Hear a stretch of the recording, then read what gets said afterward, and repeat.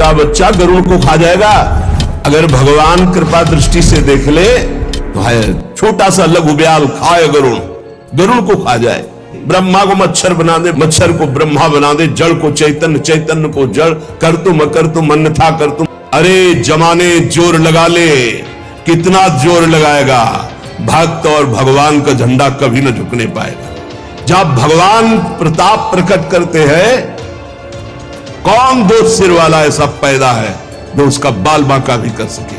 पुत्र, धन, प्रतिष्ठा, घर परिवार, रुपया, पैसा है, सब कुछ प्रभु की प्रदत्त वस्तु है। इसमें मेरा अहंकार क्या, इसमें मेरी ममता क्या। भगवत प्राप्ति के लिए कोई नए अनुष्ठान की जरूरत नहीं है। ये भ्रम पैदा किया जाता है अपने दिमाग में कि कहीं दूर चल के गुफा में या ऐसा तब भगवत प्राप्ति। नहीं, ऐसा नहीं है। जो गुफा में है, अगर वो संसार का राग त्यागे नहीं तो उनको भगवत प्राप्ति नहीं होती। अगर घर में है और आप सारी घर की क्रियाएं भगवत अर्पण कर दे और नाम जप कर रहे हैं और प्रभु से अपना संबंध स्वीकार कर लिए हैं, जो हमारा संबंध जन्म जन्मांतरों से है, पहला संबंध तो है ही कि हम भगवान के अंश हैं। अपने संबंध को जो मान रहा है, सारी क्रियाएं प्रभु के लिए कर रहा है, हर समय नाम स्मरण कर रहा है, बिल्कुल भगवत प्रेम प्राप्त हो जाएगा, निश्चित भगवत प्राप्ति हो जाएगी।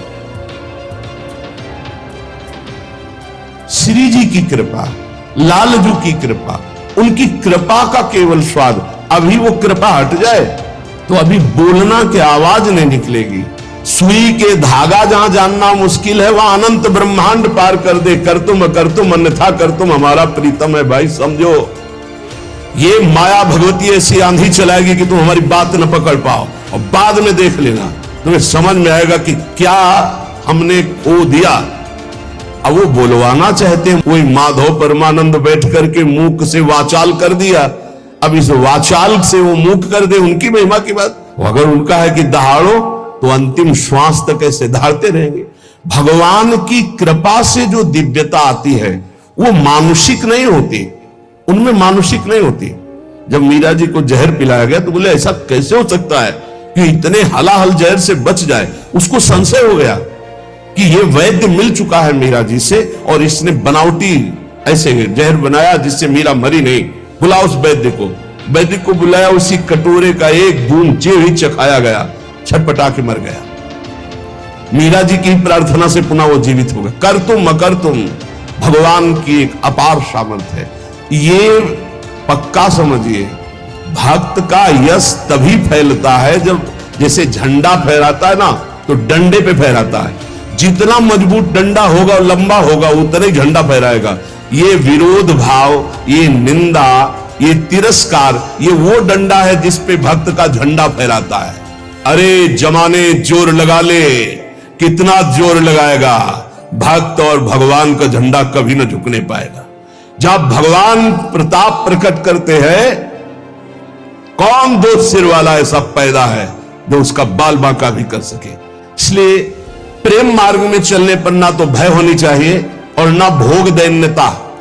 प्रेम पवित्र होता है, इसमें छल नहीं, कपट नहीं, बेईमानी नहीं, स्वार्थ नहीं। छल कपट बेईमानी जहां बुद्धि में है, जो चश्मा लगा छल कपट बेईमानी का, तो सब जगह लगता है छल कपट का ही राज्य है। हम जैसा चश्मा लगाते हमको वैसे दिखाई देने लगता है। लेकिन ये भगवत प्रेम मार्ग है। इस प्रेम मार्ग में अपनी श्रद्धा और विश्वास को श्यामा श्याम के चरणों में और अपने विवेक से संत का संग करना चाहिए। जहां हम बैठे हैं हमको क्या लाभ मिला है, जहां हम जुड़े हैं, सुन रहे हैं, उसमें हमारी बुद्धि की पवित्रता कितनी हुई है। लाभ देखा जाता है सुमिरन, त्याग, भगवत आकर्षण, ये कितना हमारे अंदर हुआ है। ये हमें देखना है कि हमें जो सत्संग मिल रहा है उससे हमारे भगवत मार्ग कितना पुष्ट हो रहा है, तभी हमारा दृढ़ विश्वास होगा। और जो पुष्ट हो रहा है वो हमारे ऊपर कृपा है श्री जी की, गुरु जी की, आचार्य की, तभी हमारा उत्साह बन पाता है। तो बचना चाहिए अपने श्रवणेन्द्रिय के प्रपंच जनित वचन सुनने से, नेत्रेंद्रिय से दोष दर्शन से, तो हमारा जो हृदय है वो छल कपट बेईमानी आदि दोषों से रहित हो जाए, रहित हो जाए। सच्चे प्रेमी में पाप आचरण नहीं रह जाते। जो सत्य मार्ग के पथिक हैं उनमें पाप आचरण नहीं होते।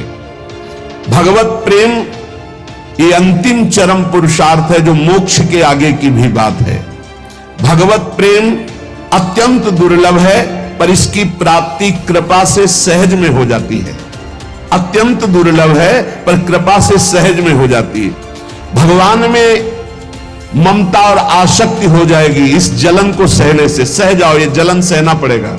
निंदा की जलन, अपमान की जलन, काम की जलन, क्रोध की जलन, ये सह गए तो भारी तपस्या, इसका परिणाम होगा अनंत गुना बढ़ करके भगवान आपको सुख देंगे। और नहीं सहोगे तो जलते रहोगे। क्रोध आया, गाली दे दिया, वो तुम्हें 4 गाली देगा और जलो। काम आया, भोग लिया और तृष्णा होगी। ऐसे ही जितना तुम विकारात्मक क्रियाओं की तरफ जाओगे उतने ही भ्रष्ट होते चले जाओगे। सह गए उतने ऊंचे उठते चले जाओगे। प्रेमी को ऐसा अनुभव होने लगता है कि मेरा शरीर प्रभु को समर्पित है, ये प्रभु की वस्तु है, मैं इसे भोग नहीं सकता, ये प्रभु की धरोहर है। मेरा मन प्रभु को समर्पित है, आप जाए जहां जाए प्रभु संभाले।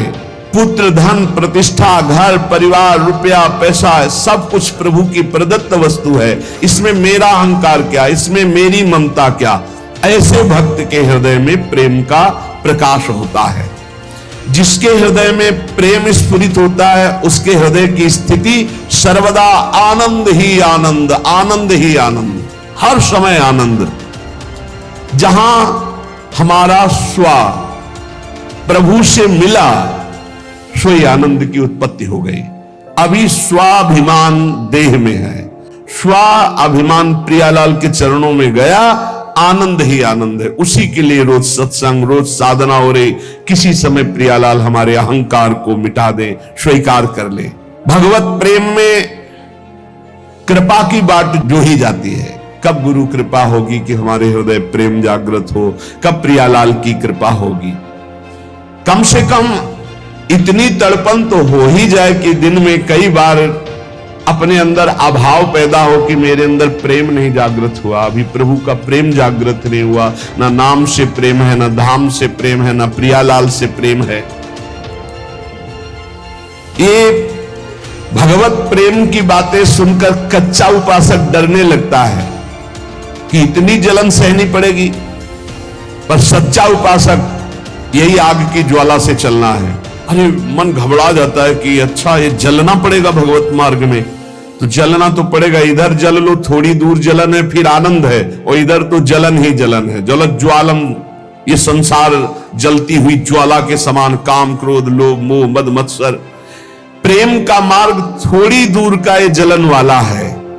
इसे देखकर कायर पुरुष वापस हो जाता है, भोगों में फंस जाता है।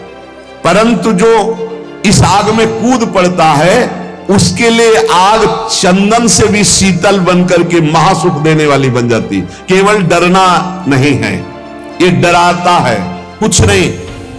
ध्यान मत दीजिए, नाम जप कीजिए, लीला गायन कीजिए, सत्संग सुनिए। जो ही आगे बढ़े तो शीतलता ही शीतलता।